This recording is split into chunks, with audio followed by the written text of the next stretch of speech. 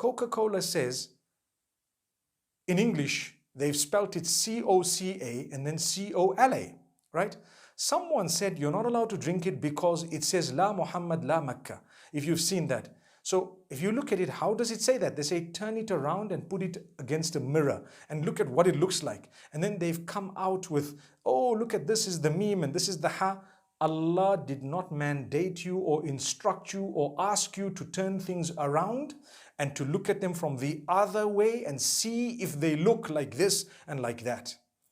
And even though I could refute that Coca-Cola thing from many angles, but I'm just telling you it is not La Muhammad La Makkah, and you're not mandated to do all of that.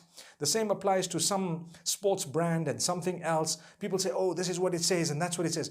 If it is loud and clear and there is no scope of it being what it's supposed to be in the language they say it would be, then perhaps you might want to stay away from it or something. But if you've had to stretch it in order to get to your conclusion, it's not something that others need to actually listen to from you. They could arrive at a different conclusion.